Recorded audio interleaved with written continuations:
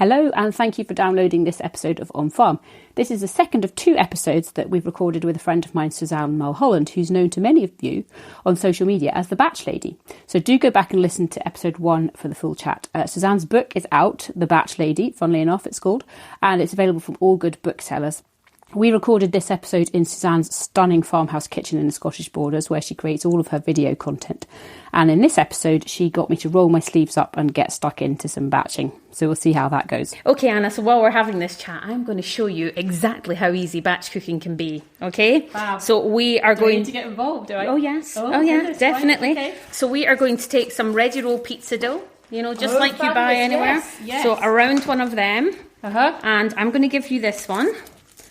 And we're going to make 2 calzones ready for the freezer, okay? What we're going to do is I'll give you your pizza dough here. Okay, thank you are going to chop a bit and of a you can pepper. get pizza dough in... The cheaper sort of Aldi, Lidl do some brilliant Yes, ones. So yeah. and they're so cheap. Cheapest way to make pizza. And then you can have it for whenever you want. So just give us a few slices of your peppers. Right. So I'm just unrolling this.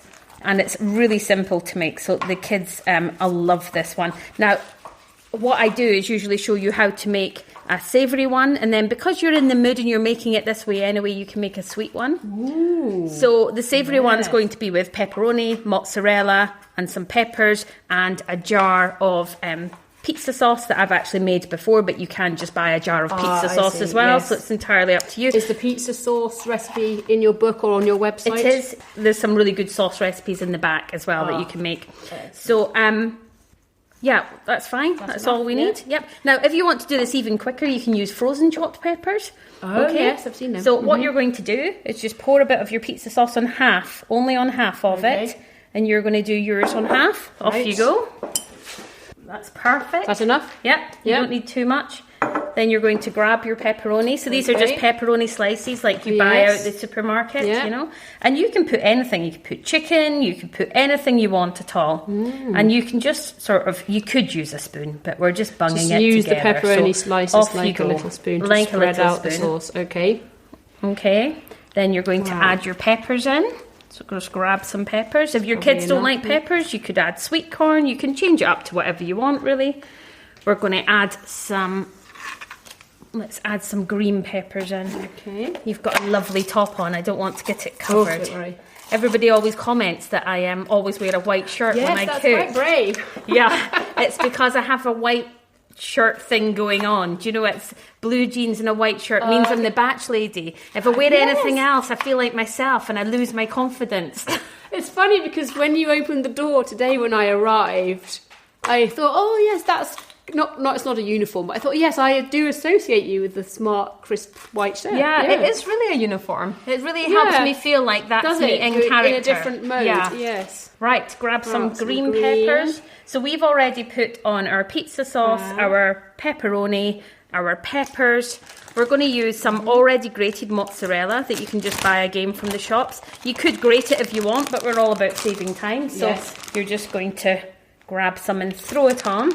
And these are great. I mean, if you've got kids at home for a long period of time, get them to make these and put them in the freezer. This is the whole great thing about batching. What you're going to do is you're going to pull the other half of the round pizza dough and you're going to pull it over the top. Right over the top. You're sort of making a pocket, and it's all covered up. And then you're going to start at one edge and you're going to roll, pull and roll. Oh, right. Just I'm left-handed. Twist it around. You're a lefty. I didn't know that. Does that make sense? Like you're just pulling it, and what you're doing is you're just making it into a parcel. Yes. Oh dear. Hopefully to stop leaking, but I have a bit of leakage so exactly. in mine. You don't want a bit of leakage, but if you do end up, don't worry. I love things to look properly rustic and homemade because then nobody thinks I've shop bought it. Exactly. Okay, so just work your way around. Nobody would think that these days, though, would they? And you'd be surprised I cheat at a lot of things. Right. There. We've made 2 calzones. We made them in about 7 minutes. Yes, wow. So if I was doing the sweet one now, so I put these 2, I'd just wrap that over. That goes in the freezer just like that. Yes. And when it comes out, straight on a tray from frozen, 20 minutes, and you've got an easy family dinner. And then if you're going to do a sweet one, I would chop up some bananas, add some Nutella, and a few marshmallows. And the kids will love it. I was sorting out my cupboard the other day and I found some mini marshmallows, so that's what I can do with them. There you go. So already, just in 7 minutes, we've got 2 ready for the freezer. Fabulous. Wow, that's amazing. Love it. Love it, love it. Most people have heard of you and are familiar with what you do, but for those who haven't, would you say your recipes are quite suitable for a beginner cook and somebody who does not consider themselves to be adept in the kitchen? Oh, without a doubt. Yeah, I mean, really, that's who my recipes are for. Really simple, basic, easy meals that you won't find lemongrass in any of my recipes. You know, they're all pretty bog standard, easy recipes. I do show you how to zhuzh them up. So for one pot dish, you can take out stuff for your kids and then you can zhuzh it up with some chilli and fresh herbs. I know, I love zhuzhing. It's my new word. I want to get it in the dictionary. I'd love to hear, have you had many men get in touch with you about batch cooking? I do have about 5% of men, who follow me. Quite a lot of older men, actually. All so right. Because I do lots with portion control and frozen sort of chopped vegetables, it's really good for people that have dexterity issues, you know, that can't chop or anything like that. Yeah. And there is actually quite a few. I follow quite a lot of farmers' wives sort of things, and I'm amazed at how many men do actually cook. So it's definitely more ladies, but I've still got that sort of like small amount of men, and I feel really bad because I always talk about hello ladies. Yes, I know, but it's difficult. I mean, my husband's actually an excellent cook, but he only does it on the spur of the moment. I cannot get him to plan in advance, so it's literally, I'm going to go to the shops now. We were lucky because we live close to the shops. I'm going to go to the shops now to get something for supper. And that's kind of fine for him because at least I'm not having to cook and he's removing that burden. But I wish he would get involved in batch cooking because I think it would make all our lives easier, including his, actually. Well, I think for any of us, male or female, I mean, who the hell told us once we got to the ripe old age of getting married that every day we were going to have to decide what to eat for dinner? I mean, nobody explains that to you when you're a teenager that that's going to happen. It's a mental burden, isn't it? It's awful. Yeah, I absolutely hate it. It's like, you know, I can sometimes be feeding my children breakfast and they're asking me what's for dinner. So it really is a mental burden. So and I think whether you're male or female, having that burden taken away would be quite absolutely. nice. And so what you use is the famous blackboard, which I had to have my photo taken with, whereby at the beginning of the week you work out or decide what you're having on each of the 5 days of the week, and therefore burden erased. Yes, in an ideal world, yes. And it does work quite a lot of the weeks. I use it definitely like that.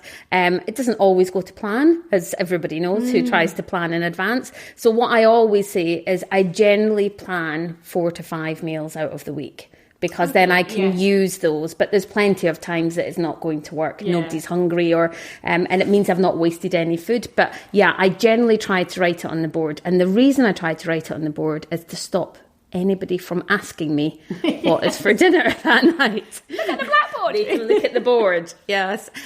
So yeah, it does help, and it really, it helps everybody. It helps the kids stopping asking me. It stops my husband asking me, and actually reminds me of what I'm doing. So when I look at the board at 6 o'clock when I'm serving dinner, I can then see what's due out of the freezer for the next day and instantly take it out. So I just have it on my iPhone at 6 o'clock. It sets an alarm to tell me to take the next meal out. Oh, amazing. Yeah. So, organize, as well as the physical act of cooking and being very good at cooking, which you are, it's just kind of really hitting home to me, although in a way it had, but the fact that it's all about organisation and knowing what's what, and having seen your freezers outside, do you have a kind of inventory of what's in those freezers, or is that a mental inventory? No, I do have sort of on the outside of the freezer, you probably didn't see it round the corner, and I do sort of write what's going in and what's going out, and it all goes to pot sometimes, like it does in everybody's life, but quite often it does work. And I've got a general sort of, because what you don't want to do is, a lot of people, well, most people, your freezer is where everything goes to die, isn't it? It's just in between the bin. you feel a bit bad, so you put it in the freezer and then you clean out the freezer and it goes in the bin. Really, what you want to do is just keep using things that are in your freezer. That's the whole point of putting the meals in, is that you actually use them. So if you've got a list, it's really good because you're actually using that stuff. We all end up with UFOs, unidentified frozen objects, that nobody knows what they are. And so sometimes I'll just use a UFO and bring it out and we hope for the best. Yes. See what we get. I had one not that long ago, which was sometimes you can kind of improvise, but I ended up with peach sauce when I thought I was getting chicken stock. So that was that kind of ruined my soup. But they'll teach me to write on things, won't it? Yeah, my kids would have actually loved that because we've quite often ended up with beetroot soup instead of Mackie's ice cream. So yeah.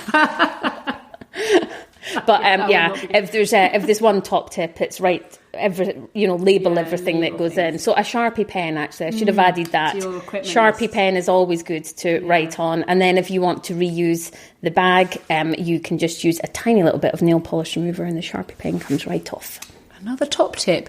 And actually, you reminded me as well of probably the tip that has made the biggest impact on my life, actually, is the baked potato tip. Can you give us the baked potato tip about cooking them in advance and what you do with them? Yeah, so we're really sort of, on a Sunday we'll have an old-fashioned sort of everybody round the table with grandparents, and we'll have a proper Sunday lunch. So when I'm organising that, I just put 4 baked potatoes and 4 sweet potatoes in the oven because the oven's on. So and then once they're cooked, leave them to cool, put them in a Tupperware tub in your fridge, and then you have an instant ready to go. It literally takes, if you've got an Aga, then shove it in there, Aga for 10 minutes, and you've got a proper oven-baked baked potato for the middle of the week. And if you don't have an Aga, you can still just put it back in the oven, and literally you can then have lovely oven baked potatoes throughout the week. And especially for what's going on at the moment, potatoes last a long time in your store cupboard, which is great. And then also once you've cooked them and you leave them to cool and put them in your fridge, you'll get 5 days of those potatoes. Yeah, that's amazing. So top tip, and then you've always got a lunch as well. Yes, a healthy, filling lunch. Yeah. We're doing a lot of tips, but actually I think that's what people will be really keen to hear, as well as the story. And for a long time, you were doing, I guess, time's a bit limited now that you've got the book out and everything. So you're kind of slowing down on the demonstrations a wee bit. So I was doing lots of sort of WI demos, and I did a demo over in East Lothian, and I've done lots of ones. The Highland Show was amazing as well last year. And no, the plan was to step it up a lot more because now we're planned to do a lot with the books. So so we were going to be doing lots of book tours and lots of signings, and I was due back at the Highland Show again, which would have been fantastic. So everything obviously is stopped at the moment just with what's going on. But no, I think more and more, once everything's back up and running, then I will be as busy as ever and back to it. I love doing demos. I feel really nervous when I first do it, but then when I do it, it was a bit like who you had on, your lovely, who's the lovely comedian farmer that I listened to? Jim Smith. Jim Smith. Yeah. So it's a bit like Jim was saying when he does his sort of stints of comedy, the same is that you do get that sense of like, gosh, people really liked it. Yeah. And it makes you feel good and you think, I want to do more of them. So it's the same sort of similar principle, I'd say. It gives you a buzz. Yes, yeah. When you see that, the look on people's faces and the engagement as well, the demos that I've been to, people are, really engaging and asking questions as well. It's not just an audience and you situation. It's kind of becomes a conversation in some ways.